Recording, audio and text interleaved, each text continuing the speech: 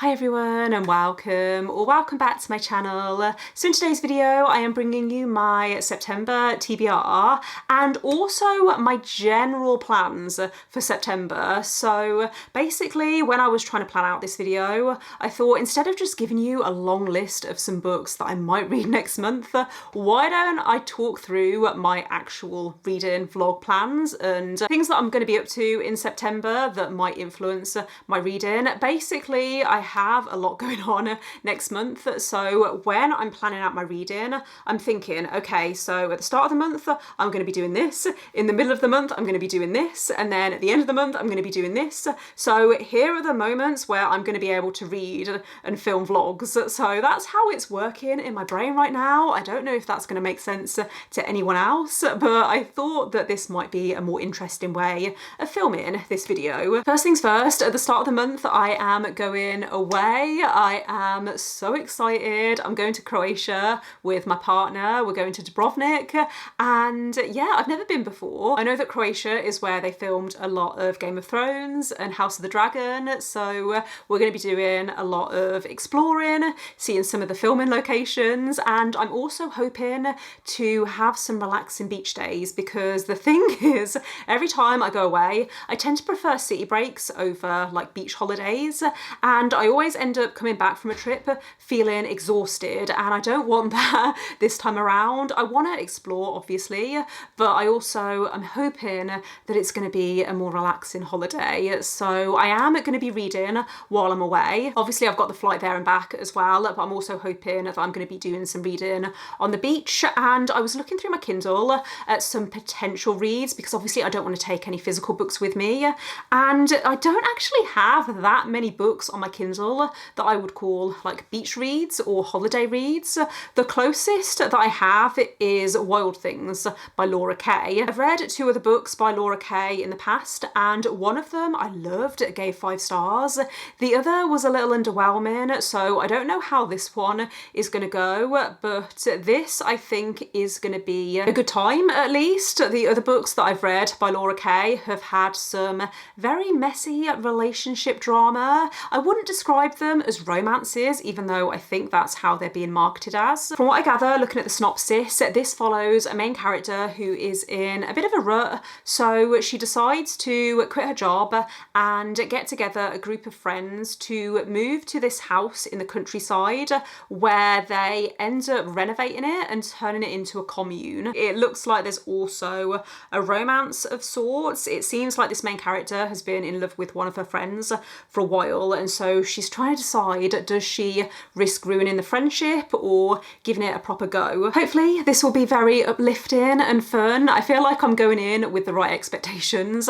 I think the last book that I read by this author, my expectations were just a little bit too high, so I feel like I've lowered them to a reasonable level, and there's a good chance that I am going to really enjoy this one. I think that's going to be my main priority for while I'm away, but if I do have time, then there's a few other romance books that I have on my Kindle that I might download ready to go just in case. Things We Never Got Over by Lucy Score I got when it came out, I think, and initially I got it because the cover was pretty and I'd heard some decent things about it, but since then I've heard some not so great things, and I think this is one of those romance books that's over 600 pages, and I don't understand why is there a trend right now for romance books over 600 pages. It's not needed in my opinion, so we'll see if I do get around to this one. I've just checked on Goodreads and yeah, it's 572 pages. Why is that even needed? But yeah, this is following a main character who runs away from her wedding. Then I think she goes to the small town where her sister is from,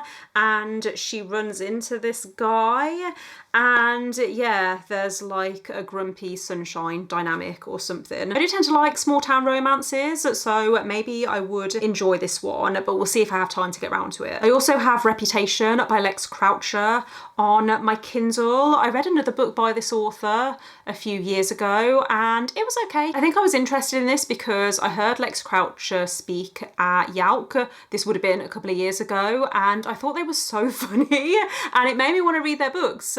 But yeah, the other book that I read by them, I think it was called Infamous. I think the humour just didn't quite work for me, so I've been a little bit hesitant to pick up Reputation, but I have heard better things about Reputation in comparison to Infamous. This, I think, is described as Bridgerton meets The Bachelor, and just the concept really intrigued me. So yeah, maybe I will get around to that one as well. Then the final romance book that I have on my Kindle, I really don't have many, I need to stock up, but the final romance book that's kind of on my radar as a potential is Good Girl Complex by Elle Kennedy. I think I bought this when I read The Deal a few years ago, and I really loved The Deal, but I don't think I've heard as good of things about this series. The first line of the synopsis on Goodreads says that it follows a main character who is a people pleaser, and that is something that really irritates me in books. I don't enjoy reading from the perspective of characters who let people walk all over them. So yeah, this is probably lower down in my priority list, but I own it, so I should try and get around to it sometime. I did really like The Deal by Elle Kennedy. This is a potential. I mean, the cover looks very beachy, so it does seem like it would be a good beach read. Once I get home from Croatia, I am hoping to prioritise some of my physical reads, including the next book that I need to read from my Fairy Loot Romantasy subscription. So the July book was The Wren in the Holly Library by K.A. Lind. This is, I believe, a Beauty and the Beast retelling. I think it also has some kind of heist. It follows a street thief who ends up trapped in a library with a monster. By trespassing in this library, our main character has broken a peace treaty between monsters and humans. But this monster ends up offering her a job instead of killing her. So yeah, it's a fantasy romance. I am excited for this one, but also not, because I haven't had the best luck with the books that I've got through this subscription so far. I'm planning on reading this one and also whatever book comes in the September box. I skipped the August box because I just wasn't interested in the book, but I am hoping to read this and whatever the book is for September, and then I'm going to decide whether to cancel or not. It is a shame because these editions are beautiful, but if I'm not enjoying the books, then there's no point in continuing with the subscription. Towards the end of the month, I am going away for a couple of weekends, so I don't know realistically how much reading time I'm going to have. It really depends, because the one weekend I'm going down to London with my mum, so I know that I'm probably not going to have any time to read, but the other weekend I'm going up to visit my friend, so if I drive, then there's going to be plenty of audiobook listening time, and if I get the train, then again I can hopefully read something on my Kindle. But just in case I end up driving, I have saved a couple of audiobooks on Everend that have been on my radar because I've heard good things about them in general. If you have listened to the audiobooks for either of these books, then please let me know if you would recommend them, because yeah, I tend to choose my audiobooks based more on recommendations when people say, oh yeah, the audiobook experience is really good. So first on my list is Bury Your Gaze by Chuck Tingle, which the concept for this sounds really intriguing. It's about a scriptwriter on a popular TV show that's just been nominated for his first Oscar, but then he's told that he needs to kill off a gay character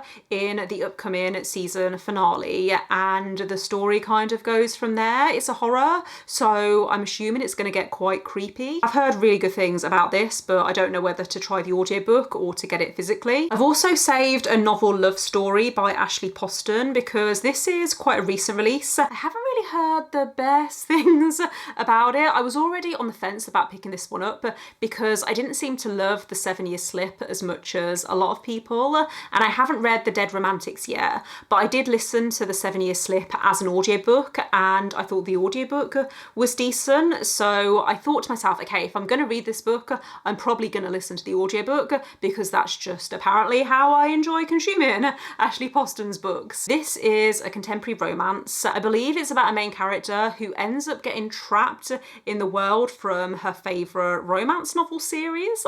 I think the concept sounds like my kind of thing, so maybe I should give it a go. I feel like this would be quite a nice easy read as well. And then finally, I have 3 series that I really need to prioritise before the end of the year. I'm not going to talk about these in too much detail because I feel like I've talked about them loads already this year. I think I actually mentioned all of these potentially in my July or August TBR, but I am hoping that September will finally be the month that I reread Throne of Glass so I can continue this series, and the same with A Darker Shade of Magic by V. Schwab. Then I also have Six Crimson Cranes by Elizabeth Lim. This isn't a reread, but it is a series that I have been wanting to prioritise since I bought it, and I just haven't got round to it. So yeah, I'm not going to mention these 3 series, I don't think, anymore in TBRs because it's probably quite boring now listening to me talk about them, but I am hoping that I will get around to these in September. I feel like we've lost the light quite a lot in this video as I've been talking. This is why I don't usually film at this time in the evening, but that does bring us to the end of this video and this TBR. Thank you for watching. If you made it this far, let me know in the comments what you're hoping to read in September, and if you've read any of the books that I talked about in this video. Don't forget to give this video a thumbs up if you liked it, and click subscribe if you would like to see more videos from me, but otherwise I will see you next time. Bye.